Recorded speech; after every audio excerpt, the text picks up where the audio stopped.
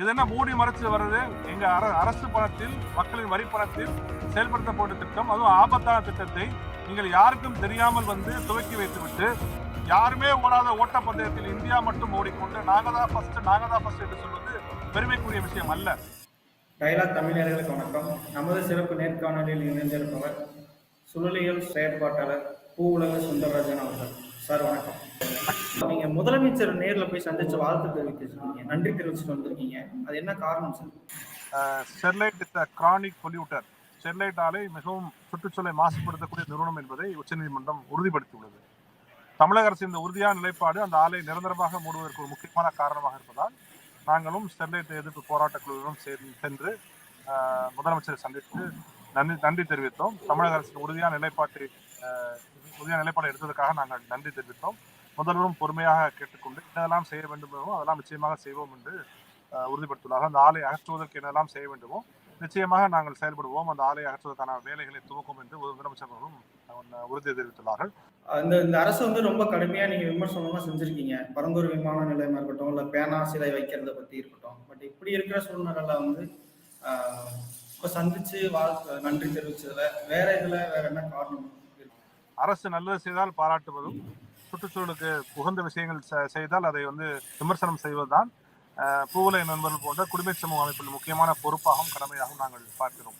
இதுவரை தமிழக அரசு எடுத்த பல்வேறு நல்ல நடவடிக்கை, குறிப்பாக காலநிலை மாற்றத்துக்கான முதல் நிறுவனத்தை அமைத்தது, அமைச்சகத்தின் பெயரை காலநிலை மாற்றம் மற்றும் சுற்றுச்சூழல் என்று மாற்றி அமைத்தது, நியூட்ரினோ திட்டத்தை அனுமதிக்க மாட்டோம் என்று எடுத்த நிலைப்பாடு என்று தமிழக அரசு எந்தெந்த விஷயங்கள்லாம் சுற்றுச்சூழலுக்கு ஆதரவாக நிலைப்பாட்டை எடுத்துள்ளதோ அந்த நிலைப்பாடுகளை நாங்கள் வரவேற்றுள்ளோம், பாராட்டியுள்ளோம். அதே நேரத்தில் சுற்றுச்சூழல் உகந்த திட்டங்களாக இல்லாமல் இருந்தால் நிச்சயமாக நாங்கள் விமர்சனத்தையும் நாங்கள் வைத்துள்ளோம். பரந்தூர் இமாலயமாக இருக்கட்டும் அல்லது ஈகோ சென்சிட்டிவ் ஜோன், சூழல் முக்கியத்துவம் வாய்ந்த பகுதிகளாக குறைத்துக் கொண்ட பல்வேறு விஷயங்களில் நாங்கள் விமர்சனங்களை ஸ்டெர்லைட் கம்பெனி வந்து மூட சொல்லி கோர்ட் உத்தரவும் பண்ணியிருக்காங்க. அதே சமயத்தில் இப்போ அதை வந்து அந்த மாசு ஏற்பட்ட இடம், இதனால பாதிக்கப்பட்டவங்க ரெக்கவரி பண்றதுக்கு என்ன மாதிரியான நடவடிக்கைகள் எடுக்கணும்னு அந்த ஆலை உள்ள நிலம் தமிழக அரசு கொடுத்தது, சிப்காட் நிறுவனத்துக்கு சொந்தமானது அந்த இடம். அதை தமிழக அரசு திரும்ப பெற்றுக்கொள்ள வேண்டும். தமிழக அரசு திரும்ப பெற்றுக்கொள்ள வேண்டும் என்றால் அந்த ஆலை அங்கிருந்து அகற்றப்பட வேண்டும். அங்குள்ள கழிவுகள், நச்சு கழிவு உட்பட பல்வேறு விஷயங்கள் அங்கிருந்து அகற்றப்பட வேண்டும். அதற்கான பொறுப்பு ஸ்டெர்லைட் நிறுவனத்தாம், அதாவது வேதாந்தா நிறுவனத்தாம் அந்த பொறுப்பு வந்து உள்ளது. அதே தமிழக அரசு நிச்சயமாக உறுதிப்பட செய்யும் என்று முதலமைச்சர் அவர்கள் தெரிவித்தார்கள். அந்த ஆலை அகற்றிவிட்டு அந்த இடத்தில் ஒரு சுற்றுச்சூழலை மாசுபடுத்தாத தொழிற்சாலைகளை கொண்டு வருவதற்கான முயற்சியை நாங்கள் எடுப்போம் என்று எங்களுக்கு உறுதியளித்துள்ளார்கள். நிச்சயமாக தமிழக அரசு செய்யும் என்று நாங்கள் நம்புகிறோம். கல்பாக்கத்துக்கு வந்து மோடி அவர்கள் வர போறதா நீங்க ட்விட்டர்ல போட்டிருக்கீங்க. அதாவது ரகசியமா வர்றதாகவும் திட்டங்கள் ஏதோ அறிமுகப்படுத்த போறாங்கன்றதாகவும் நீங்க சொல்லியிருந்தீங்க. இப்போ அவர் வந்து நாட்டோட பிரதமர், அவர் ஏன் ரகசியமா வரணும்? மக்களுக்கு உகந்த திட்டம், மக்களுக்கு ஏற்றுக்கொள்ளக்கூடிய திட்டம் என்றால் பிரதமர் வெளிப்படையாக அறிவித்து விட்டு வரலாம். அப்ப அங்க வந்து வைக்க போறது வந்து ஈநூலை, அதாவது உலகத்தில் எங்கேயுமே செயல்படாத ஈநூலைகள், ஃபாஸ்ட் ஃபீடர் ரியாக்டர்ஸ், FBR சொல்லுவோம். இந்த ஈநூலை என்பது உலகத்தில் எங்கேயுமே செயல்படாத ஆபத்தான அபாயகரமான தொழில்நுட்பம் என்பதை இங்கே குறிப்பிட்டு சொல்ல விரும்புகிறேன். உலகத்தில் உள்ள பல்வேறு நாடுகள் முயற்சி செய்து கைவிட்ட தொழில்நுட்பம் இந்த தொழில்நுட்பம். எனவே இந்திய அரசு, இந்திய பிரதமர்கள் இந்த திட்டத்திற்கான எரிபொருள் நிரப்பும் பணியை துவக்கி வைப்பது என்பது அதிர்ச்சிகரமாக உள்ளது. உண்மையில் ஒரு இந்திய பிரதமர் அவர்கள் நாட்டு மக்களுக்கு அர்ப்பணிக்க வருவார் என்றால் இதை செய்ய போறோம்னு சொல்லுங்க, மக்களுக்கு நன்மை பயக்கும் சொல்லுங்க, மக்கள்கிட்ட வந்து நீங்க சொல்லுங்க இந்த மாதிரி விஷயங்கள் நன்மை பயக்கும் சொல்லுங்க. இது என்ன மூடி மறைச்சு வர்றது?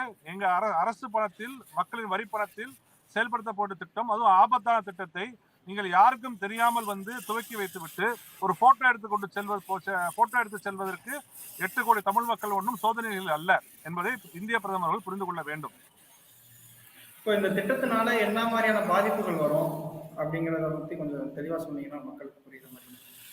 ஈநூலைகள்ல நீங்க வந்து அது குளிர்விப்பானாகவும் அல்லது மட்டுப்படுத்தும் ஒரு விஷயமாகவும் லிக்விட் சோடியம், திரவ சோடியத்தை பயன்படுத்துவார்கள்.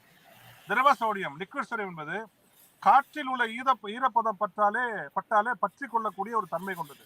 காற்றில் இருக்க அதாவது மாய்ஸ்டர்னு சொல்லுவோம்ல, காற்று ஈரப்பதம் இருக்குல்ல, அந்த ஈரப்பதம் பட்டாலே பற்றி கொள்ளக்கூடிய ஒரு விஷயம் தான் லிக்விட் சோடியம்.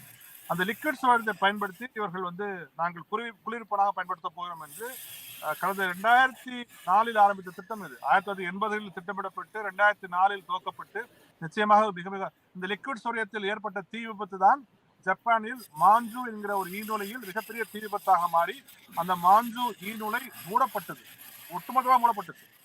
சூப்பர் பீனிக்ஸ் என்கிற ஒரு மீனூலை பிரான்ஸ் நாட்டில் அதன் இந்த லிக்விட் சோடியத்தை மிக அதிக செலவு பிடிக்கக்கூடிய ஒரு விஷயமாக பார்த்ததால் அந்த திட்டமும் நிறுத்தப்பட்டுச்சு. யாருமே ஓடாத ஓட்டப்பந்தயத்தில் இந்தியா மட்டும் ஓடிக்கொண்டு நாங்க தான் ஃபர்ஸ்ட் என்று சொல்வது பெருமைக்குரிய விஷயம் அல்ல. யாருமே ஓடாத ஓட்டப்பந்தயம் அது, எந்த நாடும் செய்யல. ஏன்னா எல்லா நாட்டு அரசுகளுக்கும் தங்கள் மக்கள் மீது ஒரு மிகப்பெரிய அன்பும் மரியாதையும் உள்ளது என்பதால் அந்த நாட்டு மக்களை சோதனை எலிகளாக மாற்ற வேண்டிய அவசியமோ ஒரு அணுகுமுறையே இல்லாததால் ஜப்பான் நாடும் சரி பிரான்ஸ் நாடும் சரி அந்த திட்டத்தை கைவிட்டு விட்டன. இப்போ எண்ணூர்ல இப்போ வரைக்குமே அந்த விஷவாயு கசிவு வெளியே வந்ததுல இருந்து மக்கள் ரொம்ப பாதிப்புக்குள்ளாயிருக்காங்க. இப்போ வரைக்குமே அந்த போராட்டம் நடந்துட்டு இருக்கு. குற்றவாளி யாரு நீங்க நினைக்கிறீங்க? அடுத்து இதுக்கான கவர்மெண்ட் எந்த மாதிரியான நடவடிக்கைகள் எடுக்கணும்னு நீங்க நினைக்கிறீங்க? எண்ணூர் விஷயத்தில் 2 விஷயங்கள் நடந்தன. ஒன்று, சிபிசிஎல் ஆலையின் எண்ணெய் கசிவு. அது மிக்ஜாம் புயலுக்கு பிறகு ஏற்பட்ட வெள்ளத்தால் ஏற்பட்ட எண்ணெய் கசிவு. அதற்கு ஃபைன் போட்டு அந்த விஷயத்தை தமிழக அரசு அதை வாங்கி அந்த நிறுவனத்தை முறைப்படுத்த வேண்டிய பொறுப்பு தமிழக அரசு தான். குற்றவாளி சிபிசிஎல் நிறுவனம் தான், அது எந்த மாற்றத்திற்கும் கிடையாது.